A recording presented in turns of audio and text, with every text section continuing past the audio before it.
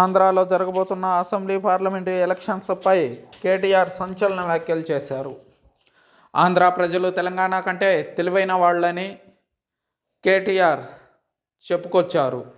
తెలంగాణ సెంటిమెంట్తో 2 పర్యాయాలు అధికారంలోకి వచ్చిన కారు పార్టీకి మూడోసారి ప్రజలు షాక్ ఇచ్చారు. ఇటీవలే జరిగిన అసెంబ్లీ ఎన్నికల్లో కాంగ్రెస్ పార్టీకి అధికారం కట్టబెట్టారు.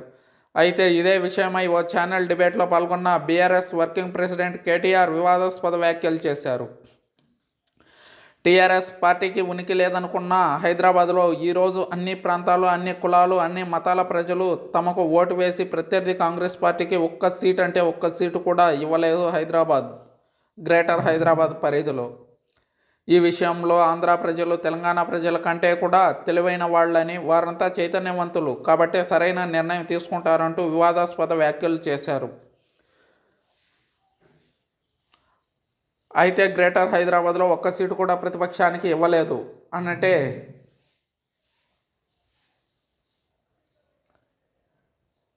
అమరావతిలో కూడా ఒక్క సీటు కూడా ప్రతిపక్షానికి ఇవ్వరా ఆంధ్రాలో ప్రజలు? అంటే అమరావతిలో ఉన్నది 3 స్థానాలు. ఆ 3 స్థానాల్లో ఒక్క స్థానం కూడా ప్రతిపక్షానికి దక్కకపోయినా వచ్చిన నష్టం ఏమీ లేదు. మిగతా రాష్ట్రం అంతా వన్ సైడెడ్ అవ్వబోతుందా అని రాజకీయ విశ్లేషకులు చెప్పుకొస్తున్నారు.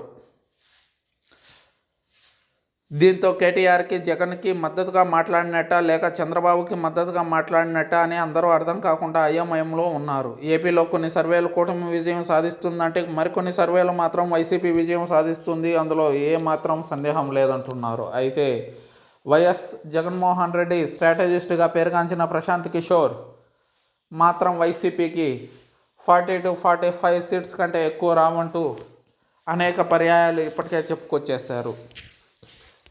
చూద్దాం ఏపీ ఎలక్షన్స్లో ఫలితాలు ఏ విధంగా ఉండబోతాయి అనేది.